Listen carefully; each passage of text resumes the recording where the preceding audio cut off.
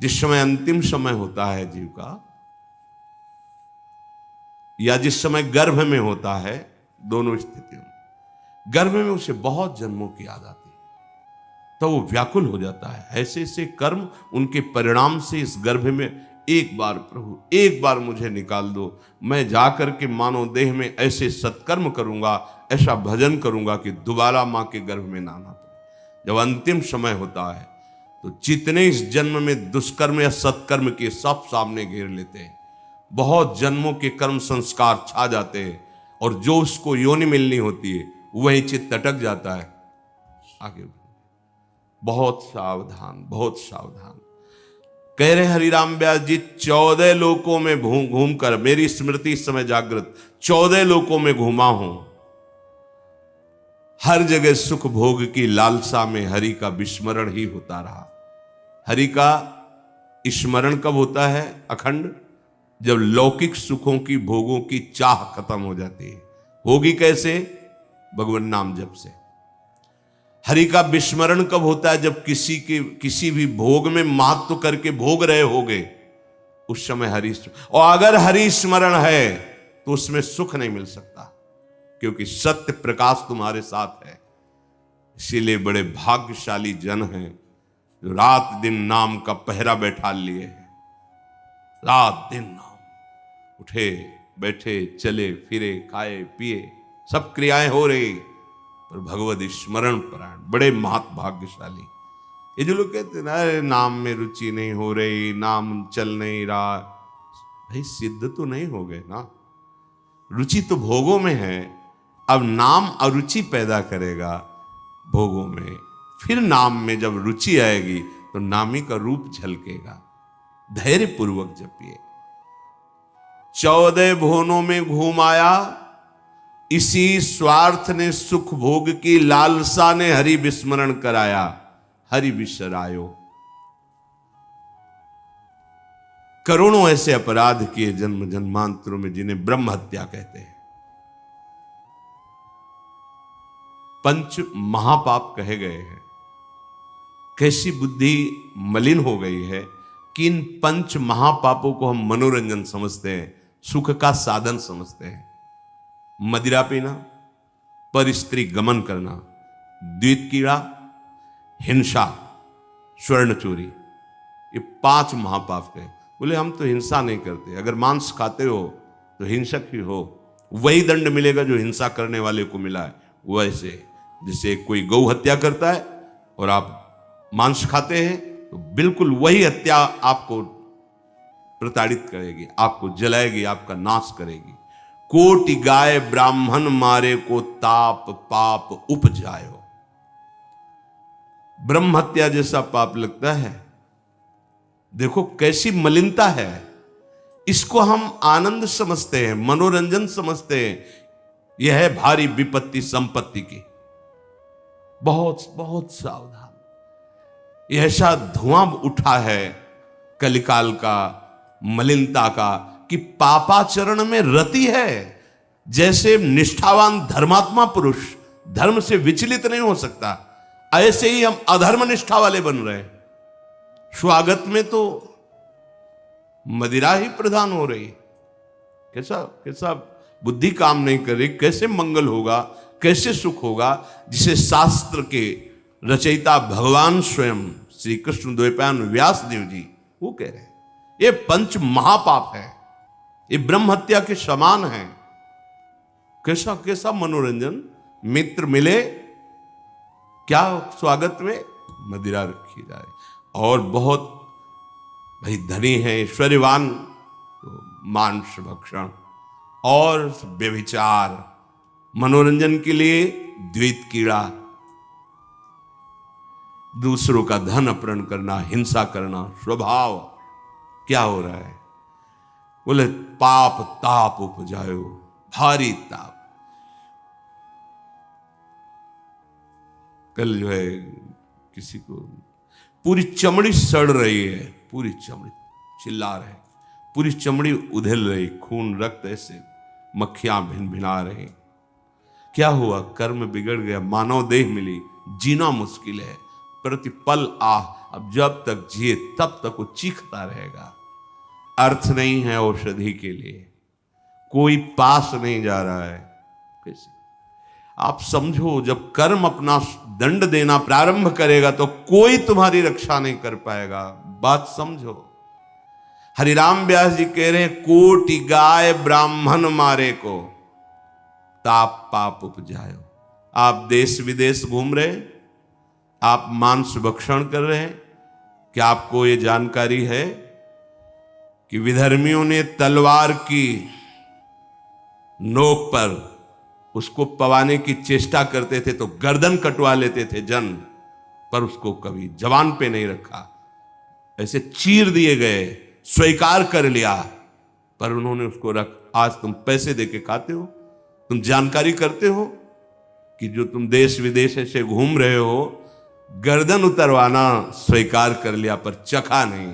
आज तुम्हारी बुद्धि इतनी भ्रष्ट है कि तुम पैसा देकर उसे खाते हो और अपने को मनुष्य कहते हो, अपने को जो जो भी नाम दो कि हम ये सनातनी, हम ये धर्म में चलने वाले। आप क्या, सनातन भगवान का नाम है, भगवान का नाम सनातन है। तुम भगवान के हो तो भगवान की आज्ञा का पालन करो। तुम्हारे लिए जो बना हुआ आहार है उसे आप पाओ, धर्म पूर्वक चलो। महापाप हम हर्षित होकर करते हैं, बातें बड़ी बड़ी ज्ञान वैराग्य बड़ी उन्नति की बातें करते हैं, और हमारे आचरण कैसे होते हैं। सुधार करो भाई, सुधार कर लो। अगर आपको ये मानव देह मिला है तो संभाल कर लो, नहीं कितनी योनियों में भटकना पड़ेगा अभी पता नहीं। अज्ञान के कारण लगता है देख लेंगे, कुछ नहीं। सावधान हो जाओ। यदि आप जिस पशु का मांस खाते हैं उसी पशु की हत्या का आपको पूर्ण दंड मिलेगा। यानी मैं खरीद लाता हूं, मैं कोई हत्या तो नहीं करता, लेकिन आप पा रहे हैं ना, तो वही पाप आपको लगेगा। वही कर्ता प्रेरक अनुमोदन। आगे कह रहे, कभी नीच प्रवृत्ति धारण करके, नीच योनि में जन्म लेकर के नाना प्रकार की चोरी कपट छल, बस कैसे पेट भरे। कभी बहुत विद्वान होकर के विद्या के अभिमान में तर्क विवाद करते, प्रकांड पंडित थे। ये जहां भी जाते थे विजयश्री विद्वता से प्राप्त करते थे। तर्क जिह्वा में ऐसी प्रवीणता थी, कोई इनके सामने टिकता नहीं था। तो वहां फिर नमस्कार, पूजा, सम्मान, वाहवाही। कबहू क विद्यावाद स्वाद लगी, ब्राह्मण हुए पुजवायो। जब कोई प्रणाम करता है, नमस्कार करता है, प्रशंसा करता है, अच्छा लगता है। वो अच्छा लगना देह भाव को पुष्ट करके भगवत विस्मृति के गर्त में गिरा देगा।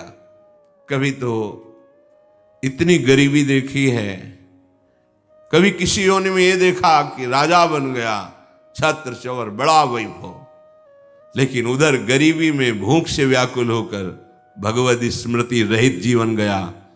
कभी इतना वैभव कि उसके अभिमान में प्रभु को भूलकर भटकता रहा। ये ऐसी माया है कि जो जहां है उसी में आसक्त है। महाभारत में प्रसंग आता है, भगवान व्यास देव जी जा रहे थे तो एक नाली का कीड़ा निकलकर बड़ी तीव्र गति से मार्ग को लांघ रहा था। वह भाई इतनी रफ्तार से आप जा रहे हो, क्यों, क्या पीड़ा है तुम्हें? बोले उस साइड की नाली में मुझे जाना है और भयभीत हूं। क्यों भयभीत? तुम्हें गाड़ी की आवाज नहीं सुनाई दे रही? बैलगाड़ी आ रही, वो हमारे ऊपर चढ़ेगी तो मैं मर जाऊंगा। भगवान व्यासदेव जी सर्व भाषाओं का ज्ञान रखने वाले, उन्होंने कहा तुम्हें इस कीड़े शरीर से इतना प्यार है? अरे ये शरीर नष्ट होगा तो दूसरा शरीर मिल जाएगा। बोले आपको जो व्यास शरीर प्रिय है ना, ये उतना ही हमें ये कीड़े का शरीर प्रिय है। भगवान व्यासदेव जी ने कहा बड़ी भगवान की विचित्र माया है, अब हम तुम्हारा परम कल्याण करेंगे। तुम एक बार मेरे कहने से रुक जाओ, अभी शरीर छूटेगा और तुम सुख को प्राप्त होगे, तुम्हें दुख नहीं मिलेगा शरीर छूटने के समय। स्तब्ध किया उसको, वो गाड़ी आई कुचल के। उसका फिर चतुर्वर्ण में जन्म हुआ मनुष्य योनि में। वो जब नवयुवक हुआ तो अपने इन्हीं सब कार्यों में, जो चतुर्वर्ण के कार्य, उसी में मगन गए भगवान व्यास जी। बड़ा बड़ा प्रसंग है, मुझसे छोटा करके। भाई तुम कौन हो? अपना परिचय, मैं अमुक हूं। नहीं नहीं, तुम्हें याद है? अब स्मृति जागृत हुई। हाँ, मैं वही कीड़ा हूं जो आपसे, तो देखो तुम फंस गए ना फिर यहां। जैसे तुम्हें कीड़े का शरीर प्रिय था, ऐसे तुम ये इस शरीर में। नहीं नहीं, इसको भी छोड़ो। भगवान व्यास देव जी ने वो शरीर छुड़वाया। क्रम से वो प्रथम वर्ण में जब उस ऐसे राजा बना, तृतीय वर्ण, ओ चंवर डुलाए। तुम्हें याद है? हर वर्ण में उसका जन्म हुआ क्रम से। तुम्हें याद है? हाँ, मैं चक्रवर्ती राजा हूं, मेरा है भाई वो, मुझे स्मृति। नहीं नहीं, तब पूर्व, हाँ मैं नाली कीड़ा था, मैं ये समझो। भगवद स्मृति धारण करो, इस पे राग मत करो। वहां त्याग कराया। जब प्रथम वर्ण में जन्मा, वो अपने कार्य में विद्वान होकर ऐसे उपरोहिता। फिर भगवान व्यास जी, तुम्हें याद है? शास्त्र याद है? ये सब नहीं, पूर्व स्मृति याद है? पूरी याद कर। हाँ भगवान, अब एकांत वन सेवन कर, और मैं जो ब्रह्म विद्या का उपदेश कर रहा हूं उसको धारण कर, तो परम पद को प्राप्त होगा। उसमें दिखाया कि जिस शरीर में जीव जाता है उसी को ऐसा मानता है ये मेरा है, और मानो पहली बार मैं इस सृष्टि में आया हूं, सब भूल जाता है, और जो उसके सामने परिवार भोग, उसी में आसक्त होकर उसी का चिंतन करके, ये बहुत काल से चल रहा है। जब भगवत प्रताप से स्मृति जागृत हुई तो कह रहे हरिराम व्यास जी कि कभी मैं नीच वर्ण में जन्मा तो नाना प्रकार के नीच कर्म करता रहा, कभी उच्च वर्ण में जन्मा तो बस यही वाद विवाद और तर्क प्रणाम नमस्कार, इसमें पूरा जीवन विस्मरण कर दिया हरि का। कभी मैं बहुत गरीब हुआ तो घर घर पेट पालने के लिए उनकी जूठन खाई, कभी सिंहासन पर बैठकर राजा हुआ, छत्र चंवर डुल रहे, भूल गया ऐश्वर्य में प्रभु को। कबहू का कंचन कामिनी लगी, रन दूल्हा बिरद बुलायो, कबहू क विषयी विषयन कारण, घर तज मूड मुड़ायो। ऐसे नाना धर्म कर्म करी, जन्म जन्म डहकायो, अब कै रसिक अनन्य निव्यास ही, राधा रमण दिखायो। कभी कंचन में आसक्त, कभी कामी में आसक्त, बड़ी दुर्दशा हुई। हर जगह विनाश को प्राप्त होता रहा। कभी विषयों का संग करके विषय भोग को ही सुख समझा, कभी बहुत अपमानित हुआ, बहुत दुखित हुआ तो एक मार्ग दिखाई दिया कि ये सारी सुख सुविधाएं संत बनने में हैं। तो नारी मुई घर संपत्ति नासी, और मूड मुड़ाए भय सन्यासी। तो बोले घर तज मूड मुड़ाए, लक्ष्य भगवत प्राप्ति नहीं है, धोखा, अपने साथ बहुत बड़ा धोखा, आडंबर नाटक नहीं, दम्भ पाखंड का मार्ग नहीं, सत्य का मार्ग है। हमसे चूक हो जाए तो सुधारना है, लेकिन हमारा लक्ष्य है सत्य मार्ग। अगर लक्ष्य सत्य मार्ग नहीं और यह है कि बढ़िया खाने को मिलेगा, कपड़ा मिलेगा, प्रणाम नमस्कार भेंट, बहुत बुरी दशा है, बहुत बुरी दशा है। आप अपने धर्म से गए, गृहस्थ धर्म का आचरण त्याग कर दिया और व्यक्त धर्म को स्वीकार नहीं किया, तो ऐसे न वैसे रहे मजरेडो, पाछलियो जो भई निर्भाषा। क्या हुआ? जीवन व्यर्थ चला गया, अपराध बन गए। अगर लक्ष्य भगवत प्राप्ति नहीं और वेश धारण किया तो पापाचरण निश्चित होगा, पाखंड निश्चित होगा, दंभ निश्चित होगा और उससे दुर्गति होती, सिर्फ दुर्गति, कहीं कोई गुंजाइश नहीं है। ये वेश ऐसे नहीं धारण करना चाहिए। ये देख करके या आप चलो बाबा जी बन जाते हैं, अब तो कह रहे घर तजी मूढ़ मुड़ायो, चलते बड़ी सुख सुविधा है, ठीक है तुम बाहरी सुविधा, फिर मन और इंद्रियों का विलास इसको रोक पाओगे? इसको सत्य वस्तु के आश्रय से रोका जाता है, सत्य चिंतन से रोका जाता है। भोग विलासिता पर लक्ष्य करके निकलोगे तो नष्ट हो जाओगे। ये मार्ग ऐसा नहीं है, खिलवाड़ नहीं है कि मेहनत नहीं करनी पड़ेगी। पेट भरने के लिए लोग 8 घंटा मेहनत करते हैं, चंद रुपए मिलते हैं, परिवार का पोषण करते हैं। अगर नाम जप करते हैं तो उनको वही गति मिलेगी जो एक योगी को प्राप्त होती है, जो एक भगवत मार्ग के पथिक को प्राप्त होती है। आपको बढ़िया बढ़िया भोजन, वस्त्र, सुविधा सब मिल रही, किस लिए? कि आप निरंतर अपने इंद्रियों को शासन में रखकर भगवदानंद में डूबने के मार्ग में चल रहे हो। चलो निकलो, भगवान की माया ने सहयोग कर दिया, चलो निकलो। तुम्हें अब चिंता न खान पान की करनी, न वस्त्र की करनी, न व्यवहार की करनी, निकलो भगवत चिंतन करके। ये मार्ग है। अगर इसको आप प्रयोग में लेना चाहते हैं, इस वेश को अपनी वासनाओं के प्रयोग में, तो निश्चित जिस दिन विधान लागू होगा तुम्हारे कर्मों का तो भारी दंड मिलेगा, इसलिए सावधान। हरिराम व्यास जी कह रहे हैं ऐसा भी किया, पर ऐसे नाना धर्म कर्म का करके जन्म जन्म भटकता रहा, लेकिन बात नहीं बनी। ये सब ठगे गए। हम ये जान ही नहीं पाए कि हमारा अंशी प्रभु श्री हरि है और उसका स्मरण करने से ही सब बात बनती है। अब इस जन्म में कृपा हुई, हरिराम व्यास जी कह रहे क्या? अब के रसिक अनन्य ही व्यास राधा रमण दिखायो। अब की कृपा हो गई और रसिक अनन्यों का संग मिल गया, जिससे राधा रमण जी का साक्षात्कार हुआ। राधा रमण, श्री प्रिया प्रीतम, श्री लाडली लाल। भगवान का नाम सर्व विजयी। अब तो कुछ समझ में नहीं आता, बस एक बात समझ में आती है, ए भाई नाम जप लो जैसे बने। हृदय से कह रहा हूं, हृदय से साफ सुधर जाएगी, साफ क्षमा हो जाएगा, परम पावन हो जाओगे।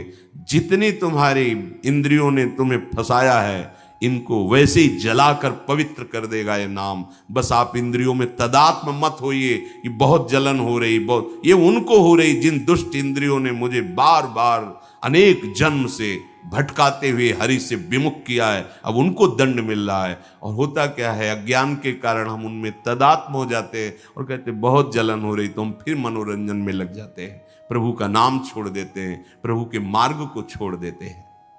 श्री पाद प्रबोधानंद जी महाराज कह रहे, श्री कृष्णे तस्य नाम स्वत तदनुचरे नागसामस्ति मेन्तः।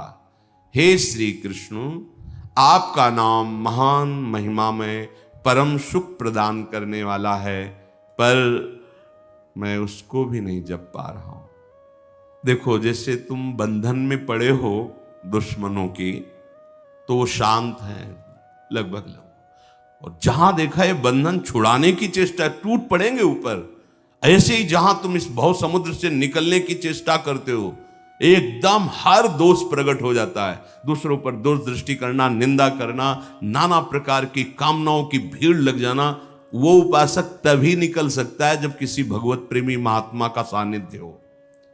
क्योंकि इन सब प्रपंचों को दबाने के लिए सत्संग बहुत बड़ी सामर्थ्य है। रोज नया उत्साह, रोज नया बल, रोज नई उमंग जागृत करता है। तभी बिनु सत्संग न पावई प्राणी, बिना सत्संग के पर यही सर आवत अति कठिनाई, राम कृपा बिनुआई न जाई। देखो, जहां जहां भी सत्संग के शब्द मिल रहे हैं जिन जिन को, वो बड़े भाग्यशाली हैं। बस हमको संभालना है। ये भ्रमात्मक भ्रम पैदा करके जो क्रियाएं करवा रही माया, कि इसमें सुख है, इसमें सुख है। भगवत प्रसाद का आश्रय लो, इस भ्रम को मिटाओ, कहीं सुख नहीं है। ये अधर्माचरण और गंदा करता चला जाएगा हृदय को। श्रीमद वृंदावन त्वाश्रय मगति गतिम त्वकेलाम त्वयि सद्धि ही। हे वृंदावन धाम, मुझ निराधार के तो आप एकमात्र आधार हो। मैं बस एकमात्र आपकी शरण ले लिया है, आप मुझे आश्रय दीजिए। मैं एकमात्र आपकी शरण ले लिया। धाम बहुत कृपालु है, ये निश्चित कृपा करता है, निश्चित। पर ये किम कुर्याम कुत्रयायाम यदिवत भवेत तद भवत्वेव कामम। मैं क्या करूं, कहां जाऊं, ये सब छोड़ दिया है। अब क्या करूं, कहां जाऊं, यद्यपि मैं ऐसा हूं, त्यक्ता सर्वोपि धर्मो हरिहरि न मन्यत त्यक्त मेकम विकर्म। मैं ऐसा धर्मी हूं कि सब धर्म ने मेरा त्याग कर दिया है, एक भी पापाचरण में त्याग नहीं कर पाया हूं। ना श्री कृष्ण का नाम जप पा रहा हूं और ना श्री कृष्ण के दासों पर निर्दोष भाव कर पा रहा हूं। यद्यपि मैं ऐसा हूं, पर मैंने आपका आश्रय ले लिया वृंदावन धाम। अब मैं ये भी छोड़ रहा हूं कि मुझे क्या करना चाहिए और क्या नहीं करना चाहिए, क्या करूं, कहां जाऊं। अब आपकी शरण में हूं, अब आप संभाल लेना।